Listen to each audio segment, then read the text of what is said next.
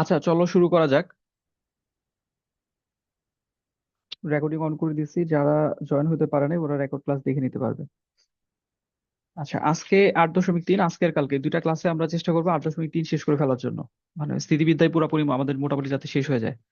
আর এরপর board question আর MCQ দেখে আমরা আহ, মানে ফুল স্কেল রিভিশনে চলে যাবো আর কি তোমাদের নির্বাচনী পরীক্ষার জন্য। আচ্ছা, এখন এই অধ্যায়টা বা 8.3 যে অধ্যায়টা, এটা এখানে সমান্তরাল বল, বেসিক্যালি সমান্তরাল বল নিয়ে আলোচনা করা হয়েছে। আর এই বলগুলা সদৃশ, বিসদৃশ, এই দুইটা কেস। আর আমরা এই দুইটা কেসই মোটামুটি দেখবো, এর বাইরে যা আছে ওগুলা আপাতত আমরা স্কিপ করে যাব। তাহলে ফার্স্ট অফ অল, সমান্তরাল বল আমরা কোন ধরনের বলগুলাকে বলবো? সমান্তরাল বল হচ্ছে, ধরো যে কোনো একটা বলের সাথে প্যারালালি যদি কোনো একটা বল ক্রিয়া করে, তখন ওই দুইটা বলকে আমরা সমান্তরাল বল বলি।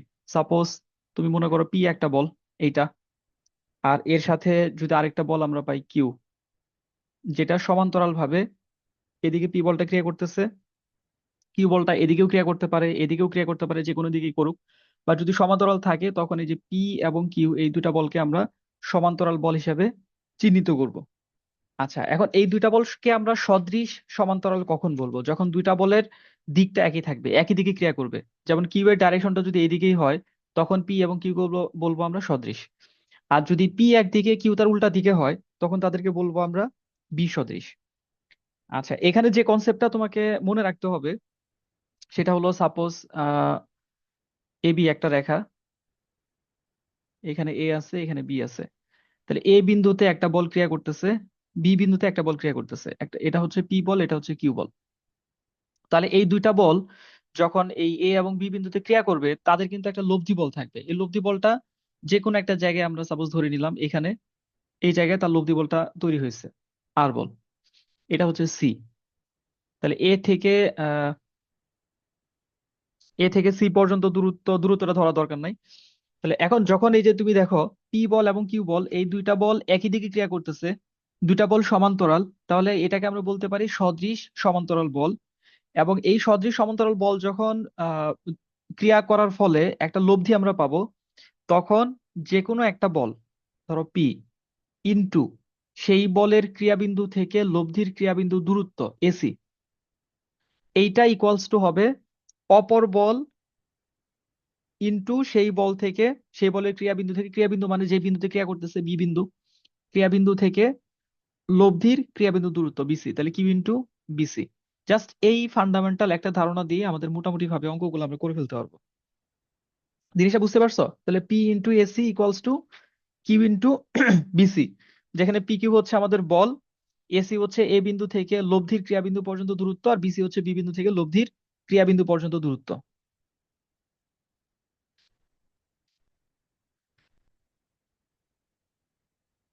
ঠিক আছে? জি স্যার। আচ্ছা, এখন চলো আমরা উদাহরণগুলোতে যাই একটা একটা করে।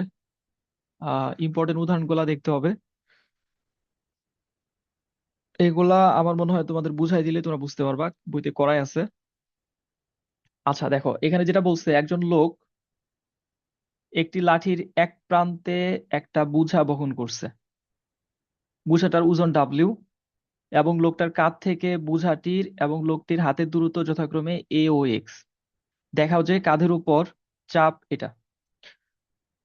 এটা তোমাদের প্র্যাকটিক্যালি দেখাতে পারলে ভালো হতো।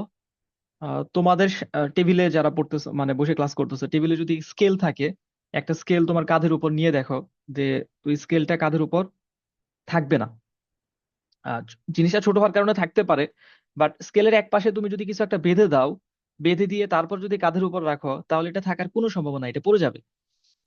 অর্থাৎ জিনিসটা অনেকটা ধরো এরকম হবে।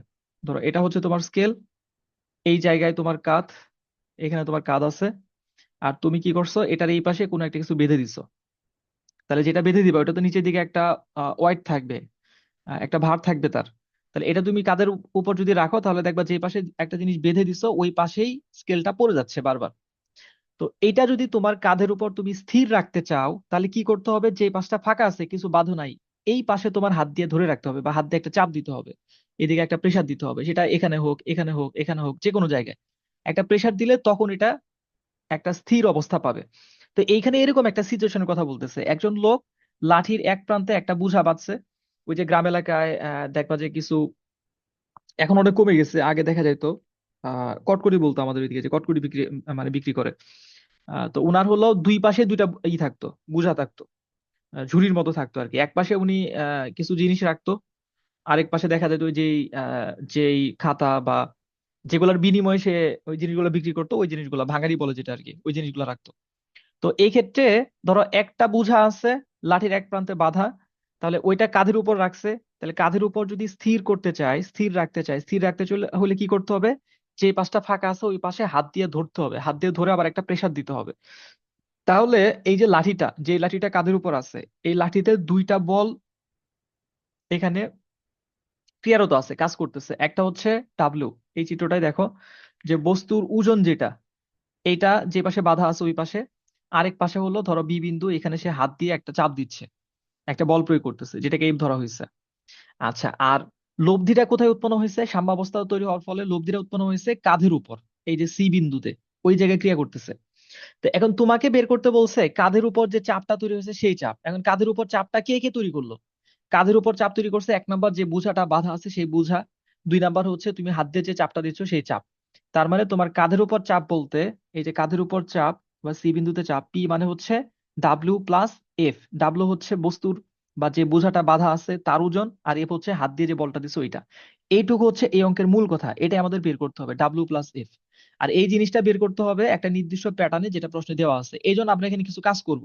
বাট প্রশ্নটা কি চাইছে, সিচুয়েশনটা কি, কোন পার্সপেক্টিভ, এটা কি তোমরা বুঝতে পারছো কিনা? জি স্যার। আচ্ছা, এটা বুঝতে পারলে আমাদের অঙ্ক দেখো সহজ। তাহলে তুমি যেটা দেওয়া আছে ওটা লিখে নিবা। যে মনে করি লাঠিটা হচ্ছে এ বি, এ প্রান্তে ডাব্লিউ বোঝাটি ঝুলানো আছে। এগুলা প্রশ্ন থেকে নিবা ভাষাগুলা, তোমার ভাষায় লিখলে কোনো সমস্যা নেই। সি বিন্দুটিতে লোকটির কাঁধের ঠ্যাস বা সি বিন্দুতে লোকটির কাঁধ, এভাবে লিখতে পারো। এবং বি বিন্দুতে লোকটির হাতে চাপ আছে। তোমাকে বলছে যে লোকটির কাঁধ হতে বুঝার এবং হাতের দূরত্ব এ এবং এক্স। লোকটির কাঁধ হতে বুঝা এবং হাতের দূরত্ব এ এবং এক্স। তাহলে বুঝা যেহেতু ডাব্লিউ ধরছি আমরা এই যে এ বিন্দুতে, তাহলে কাঁধ হচ্ছে সি বিন্দুতে, তাহলে এটুকু হচ্ছে আমাদের এ। আর হাতের দূরত্ব হচ্ছে এক্স, তাহলে আমাদের বিসি এটুকু হচ্ছে এক্স। ওই কথাটা লিখতে হবে যে শর্ত মতে AC equals to A, BC equals to x. লেখলা, লেখার পরে যেহেতু সেটা একটা সাম্যাবস্থা তৈরি করছে, তার মানে আমাদের যে কোনো একটা বল, তাহলে প্রথম বলটা হচ্ছে ডাব্লিউ, ডাব্লিউ ইনটু কি লিখবো আমরা?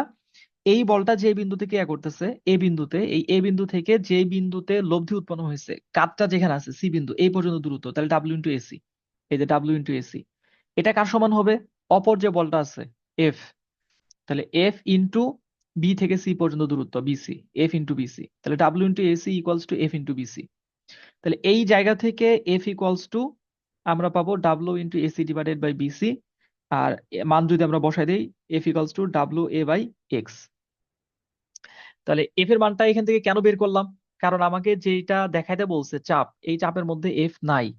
আবার চাপ মানেই হচ্ছে ডাব্লিউ প্লাস এফ, এই জন্য এফ এর মানটা বের করে এখানে বসাই দিতে হবে ডাব্লুর মাধ্যমে। তাহলে সি বিন্দুতে চাপ equals to W plus F, W আছে এটার কোনো মান নাই, ডাব্লুর মতো থাকবে। আর এফ এর মানটা বসাই দিয়ে ডাব্লিউ কমন নিলে যা আসবে ওইটা আমাদের অ্যান্সার। একেবারে সহজ ছোট একটা অঙ্ক। তোমরা বুঝতে পারছো কিনা বলো? জি স্যার। রাব্বি, বুঝা গেছে? জি স্যার। সিয়াম জয়েন করছো পরে, সিয়াম তুহিন বুঝতে পারছো কিনা? জি স্যার। আচ্ছা, এটা খাতায় লিখে করবা। আমি যেহেতু সরাসরি বই থেকে বুঝাই দিলাম, তোমরা হলো শুধু কিন্তু দেখলা, ভিজুয়াল জিনিসগুলো মাথায় থাকবে না বেশিক্ষণ। তো এটা ক্লাসের পর মানে অ্যান্সার না দেখে প্রশ্ন থেকে সরাসরি খাতায় করবা অবশ্যই, আদারওয়াইজ কিন্তু এটা মাথায় থাকবে না। আচ্ছা, এরপর আসো উদাহরণ 2। আহ উদাহরণ 2 এটা মুখে মুখে বললে তোমাদের হবে না। দেখো, এখানে আমাদের বলছে একটি হালকা দণ্ডের এক প্রান্ত হতে 2, 8, 6 মিটার দূরত্বে অবস্থিত তিনটি বিন্দুতে যথাক্রমে পি কিউ আর মানের তিনটি সমান্তরাল বল ক্রিয়া করতেছে। আচ্ছা, এরপর বলছে কি দণ্ডটি ভারসাম্য অবস্থায় থাকলে দেখাও যে তিনটার অনুপাত ইকুয়ালস টু হচ্ছে 1:2:3। তাহলে আমরা প্রথমে কি করব, যে মনে করি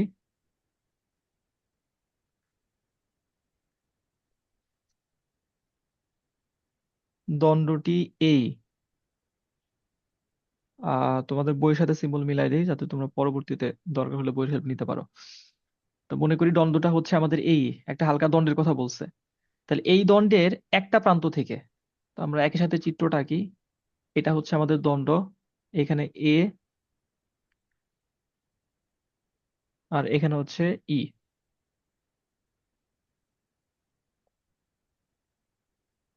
আমাদের বলছে একটা প্রান্ত থেকে, সেই প্রান্তটা আমরা ধরলাম এ প্রান্ত।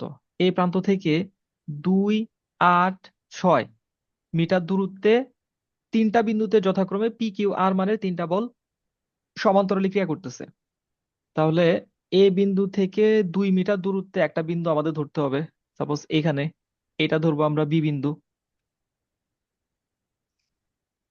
তারপর আহ 8 মিটার দূরত্বে, তাহলে 2, এখানে 4, এখানে 6, এখানে 8, তাহলে 8 মিটার দূরত্বে এইটাকে ধরলাম আমরা ডি বিন্দু, যেটা বেশি দূর আছে। আর 6 মিটার দূরত্বে এখানে তাহলে আছে, এটাকে ধরলাম আমরা সি বিন্দু। এই তিনটা বিন্দু কথা বলা হয়েছে। তাহলে এটা আমরা লিখবো যে দণ্ডটি এই এ বিন্দু হতে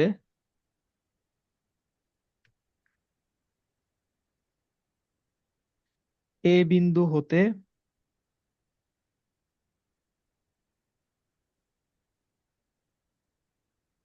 A B equals to 2 metre,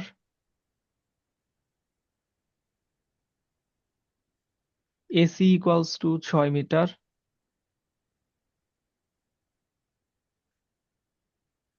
AD equals to 8 metre.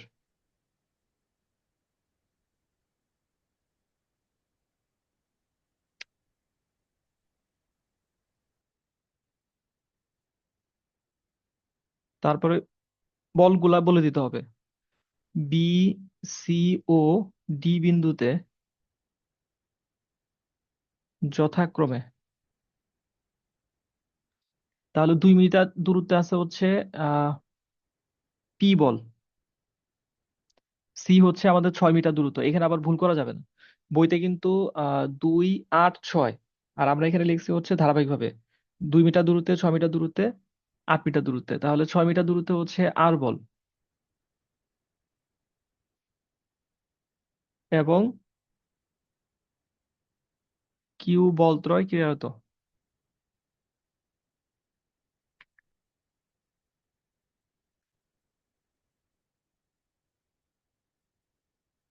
আচ্ছা, তাহলে আমরা এখানে তিনটা বল নিতে পারি। বি বিন্দুতে একটা বল নিব, ডি বিন্দুতে একটা বল নিব, আর সি বিন্দুতে বেসিক্যালি এখানে তাদের লব্ধি বলটা ক্রিয়া করতেছে, আর যেটা। তাহলে বি বিন্দুতে ক্রিয়ারত বলটা হচ্ছে আমাদের পি বল, ডি বিন্দুতে ক্রিয়ারত বলটা হচ্ছে আমাদের কিউ বল, আর সি বিন্দুতে ক্রিয়ারত বলটা হচ্ছে আমাদের আর বল। আর আর হচ্ছে আমাদের পি প্লাস কিউ। আচ্ছা, এখন দেখো, যেহেতু এই বলগুলা ভারসাম্য অবস্থায় আছে, আর ভারসাম্য অবস্থায় থাকলে আমরা কি লিখতে পারি?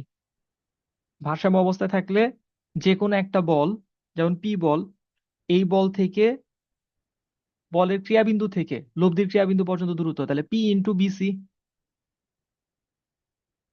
বিসির মান আমাদের জানা আছে ক্লিয়ারলি। আবার আমাদের লিখতে হবে কি কিউ ইন্টু সিডি। তাহলে এখন তোমার বিসি লাগবে আর সিডি লাগবে। এই বিসি আর সিডির মান কিন্তু সরাসরি এখানে দেয়া নাই।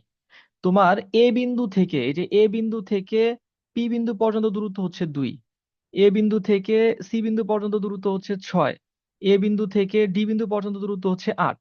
এখন তুমি যে ফর্মুলা অ্যাপ্লাই করবা, মানে আমাদের ফান্ডামেন্টাল যে ফর্মুলাটা, যে কোনো একটা বল এবং সেই বলের ক্রিয়াবিন্দু থেকে লব্ধির ক্রিয়াবিন্দু পর্যন্ত দূরত্ব, তাহলে তোমার লাগবে হচ্ছে বল থেকে লব্ধির ক্রিয়াবিন্দু পর্যন্ত দূরত্ব, এই দূরত্বটা, এটা কিন্তু প্রশ্নে দেয়া নাই। তোমার লাগবে হচ্ছে এই দূরত্বটা, এটা প্রশ্নে দেয়া নাই। তাহলে এই দুইটা দূরত্ব বের করে ফর্মুলা অ্যাপ্লাই করলেই দেখবে যে তোমার প্রমাণ চলে আসছে। তাহলে তোমার লাগবে যে দুইটা, যে সুতরাং বিসি, বিসি ইকুয়ালস টু কি লেখা যায়? বিসি ইকুয়ালস টু হচ্ছে এসি মাইনাস এসি মাইনাস কি হবে? এবি। এবি, হ্যাঁ, এসি মাইনাস এবি। তাহলে এইখান থেকে তুমি পাবা এসির মান হচ্ছে 6 মাইনাস 2 ইকুয়ালস টু 4। আর দরকার হচ্ছে তোমার সিডি। তাহলে সিডি ইকুয়ালস টু, এটা আবার কি লেখা যাবে? এটা লেখা যাবে এডি মাইনাস এসি। তাহলে এখানে আমাদের এডির মান হচ্ছে এ থেকে ডি পর্যন্ত সবচেয়ে দূরে, তাহলে 8, মাইনাস এ থেকে সি পর্যন্ত হচ্ছে 6, তাহলে 2।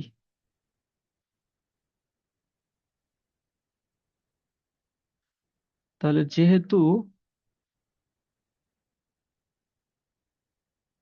বল তিনটি ভারসাম্যে আছে, যেহেতু বল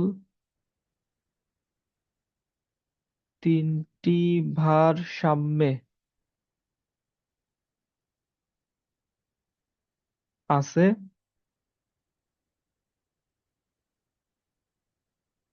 সুতরাং P into BC equals to Q into AC. P into BC, Q into, sorry, Q into হবে সিডি।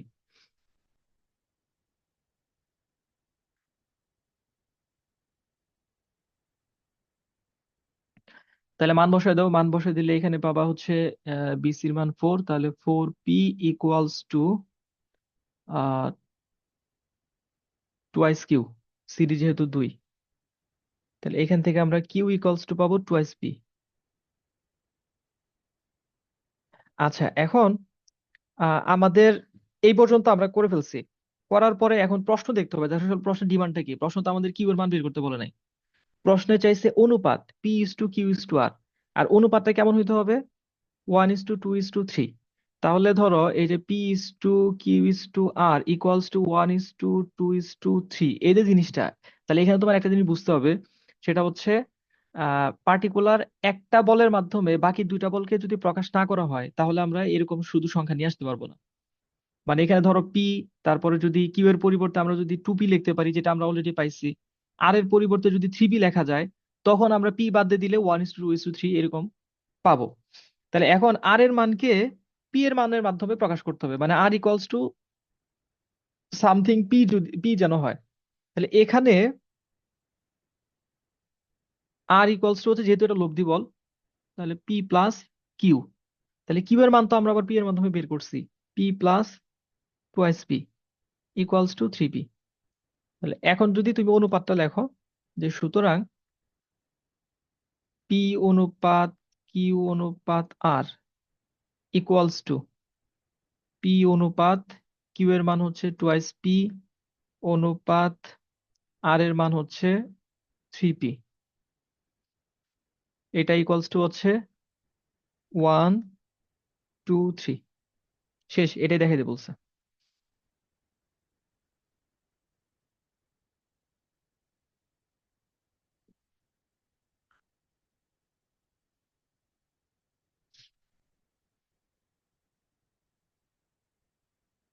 দেখো কোথাও না বুঝলে বলো।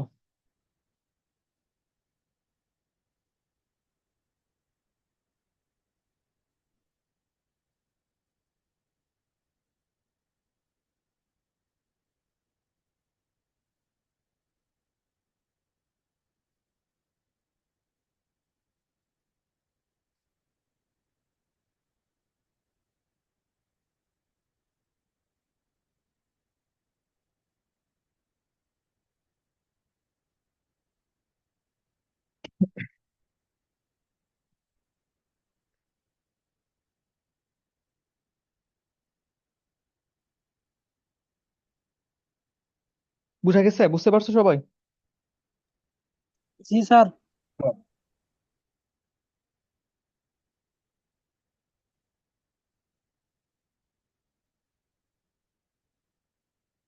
আচ্ছা, ঠিক আছে।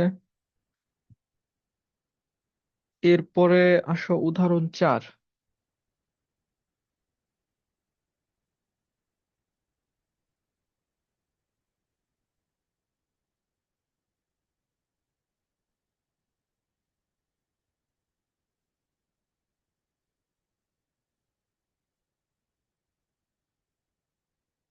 দেখো এখানে বলছে একটি বস্তুর উপর এ ও বি বিন্দুতে কার্যরত দুইটি সদৃশ সমান্তরাল বল পি ও কিউ পরস্পর স্থান বিনিময় করলে আর পি কিউ এর মধ্যে পি বি বলের মান কিউ বলের থেকে বড়।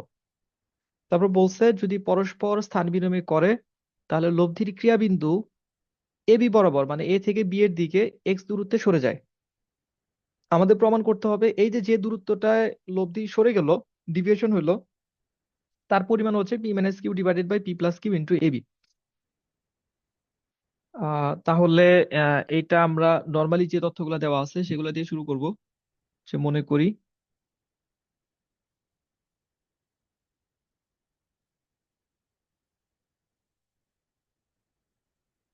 এ ও বি বিন্দুতে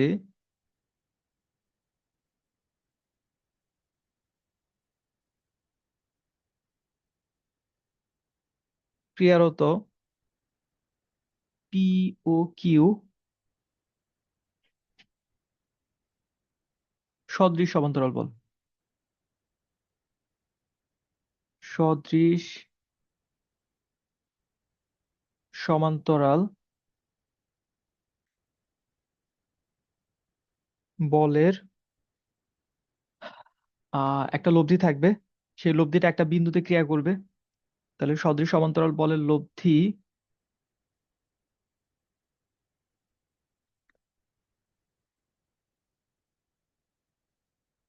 সি বিন্দুতে ক্রিয়াশীল।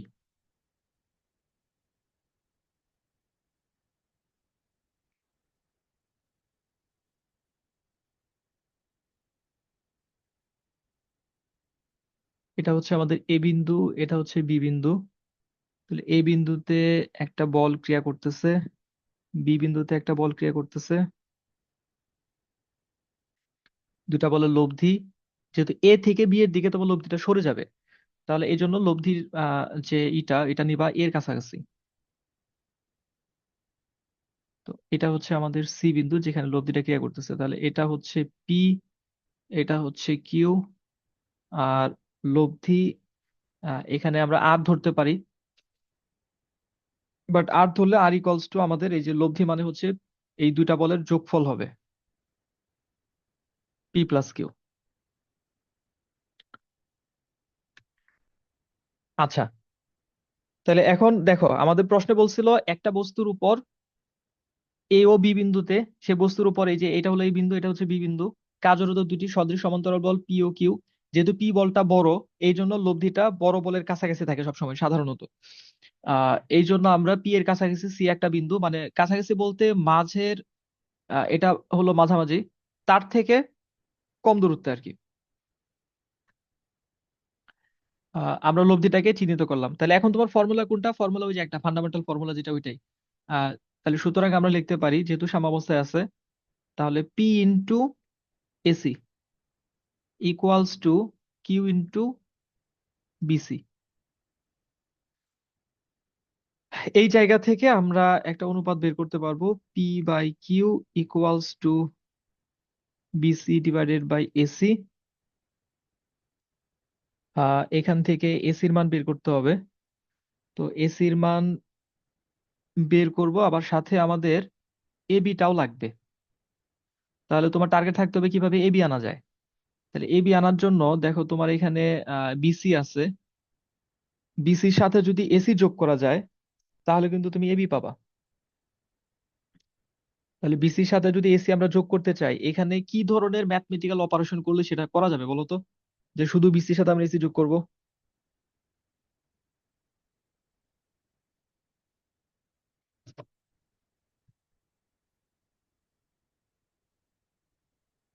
বলো চিন্তা করে।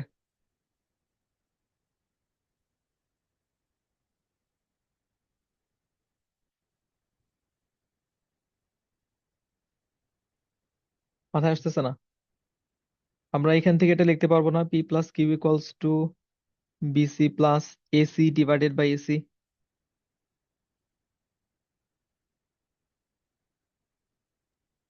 জি স্যার। কি করলাম তাহলে, এখানে কি করা হয়েছে বলো?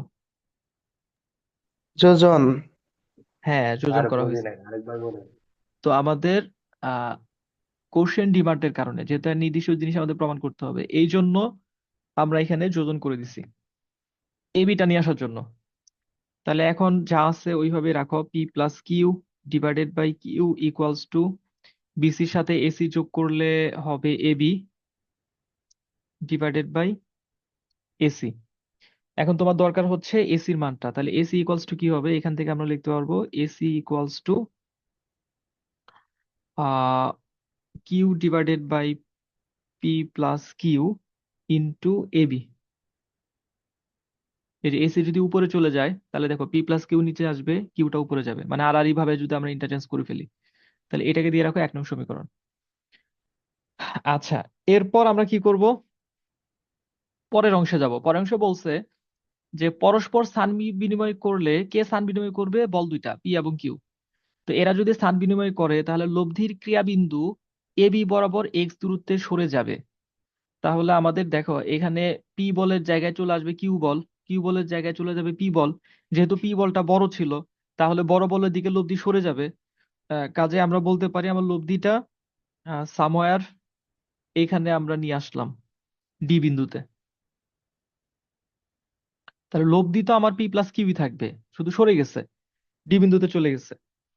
আচ্ছা, তাহলে ওই কথাটা আমাদের একটু লিখতে হবে আবার, যে আবার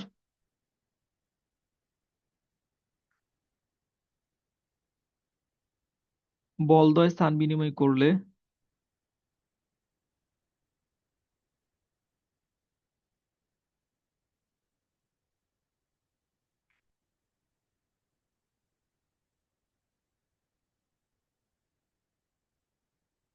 আবার বলদ্বয় স্থান বিনিময় করলে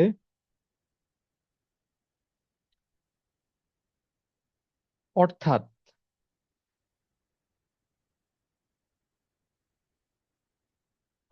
এখানে আর ব্যাখ্যা না লিখলে সমস্যা নাই। বলদ্বয় স্থান বিনিময় করলে তাহলে পি এর জায়গায় কিউ চলে আসছে, কিউ এর জায়গায় পি চলে আসছে, তাহলে কি হবে সেটা লিখবা। বলদ্বয় স্থান বিনিময় করলে লব্ধির ক্রিয়াবিন্দু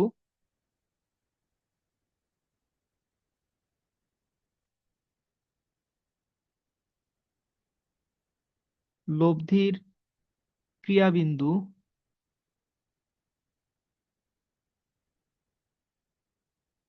সি হতে এক্স দূরত্বে ডি বিন্দুতে সরে যায়।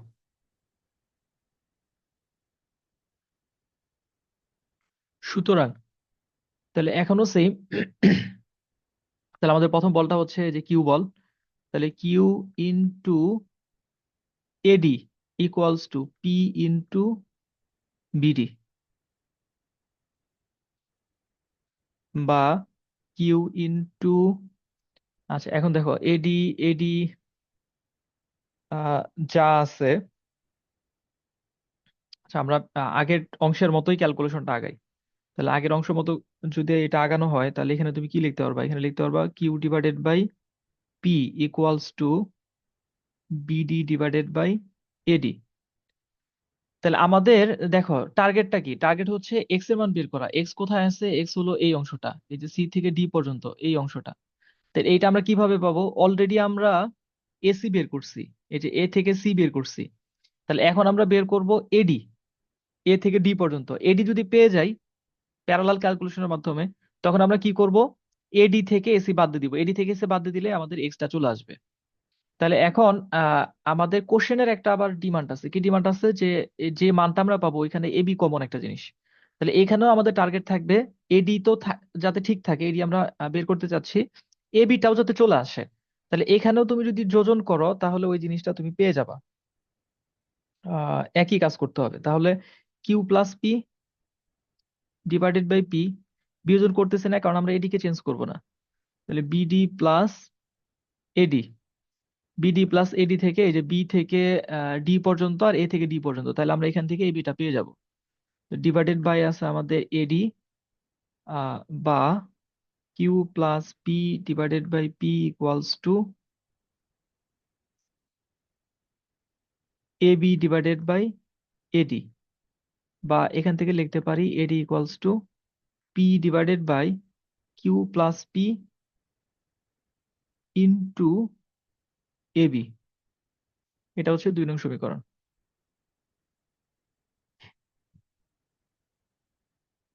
তাহলে এখন তোমার দরকার হচ্ছে কতটুকু সরে গেল, সিডি দরকার। তাহলে সিডি মানে হচ্ছে এডি মাইনাস এসি। তাহলে 2 নং থেকে 1 নং বিয়োগ করে দিতে হবে। 2 - 1 হতে পাই AD minus AC equals to P divided by Q plus P minus Q divided by Q plus P into AB. AB যদি আমরা কমন নেই, তাহলে এটা হচ্ছে আমাদের x. X equals to P minus Q divided by P plus Q into AB. এটাই চাইছে।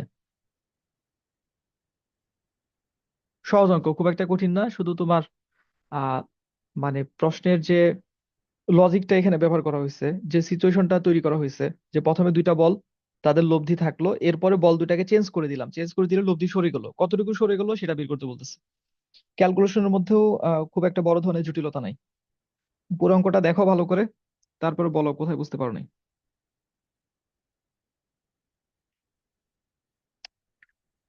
এই অঙ্কটাও রিসেন্টলি বেশ কয়েকবার আসছে, কুমিল্লা বোর্ডে আসছে, রাজশাহী বোর্ডে আসছে, যশোর বোর্ডে আসছে, সৃজনশীল হওয়ার পরে।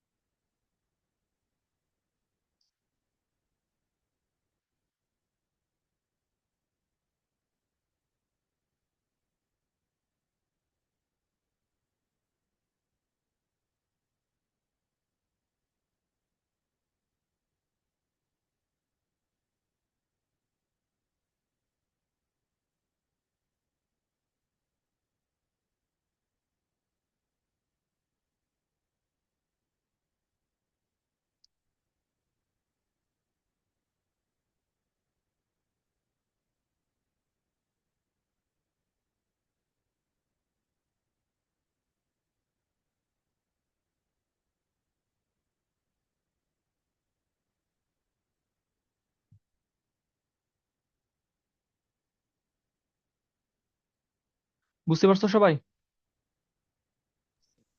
জি স্যার। জি স্যার। আচ্ছা, এরপর উদাহরণ 5। এটা তোমাদের বাড়ির কাজ, তোমরা নিজেরা করবা। এখানে প্রশ্নটা আর হচ্ছে চিত্রটা কিভাবে আঁকবা এই জিনিসটা ধরতে পারলে দেখবে অঙ্ক ছোট, অঙ্ক তেমন কিছুই নেই আসলে, হয়ে যাবে, মিলে যাবে। তো এটা যেহেতু আহ সৃজনশীল হওয়ার পরে আসছে, তো এটা করতে হবে। উদাহরণ 5টা বাড়ির কাজ থাকলো, উদাহরণ 7 এটাও তোমাদের বাড়ির কাজ। এই দুটো অঙ্ক যদি না পারো তাহলে আমি করে দিব, সমস্যা নাই। তো আমি দেখাচ্ছি উদাহরণ 9।